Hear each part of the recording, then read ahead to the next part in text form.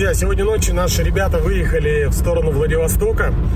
Вот, я по работе, мне нужно было остаться в городе, поэтому я не смог с ними выехать. Но сегодня рано утром будет самолет, на котором я вылетаю во Владивосток.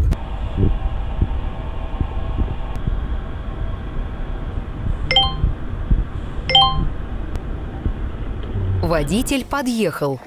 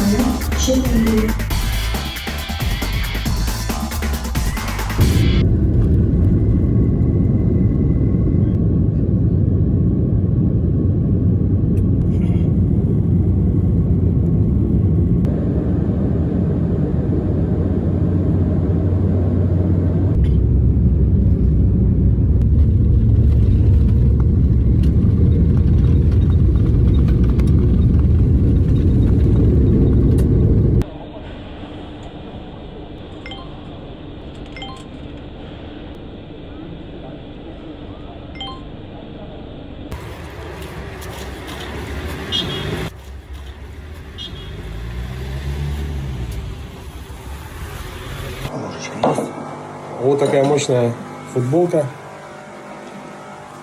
от Миши. Когда ее одеваешь, чувствуешь в себе силы. Ты можешь железо есть.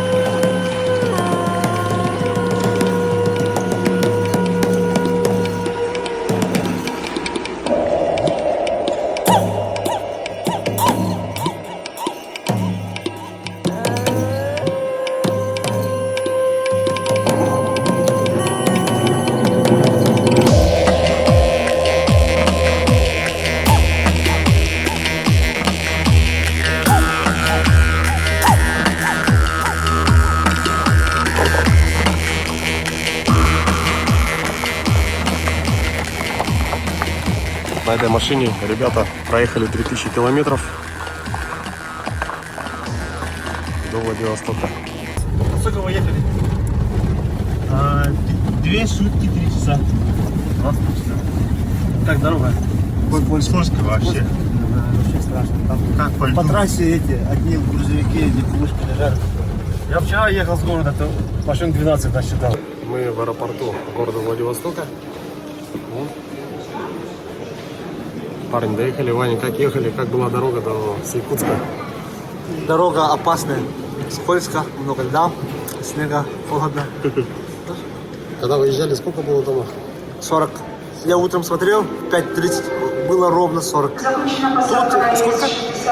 Было плюс 5 утром было.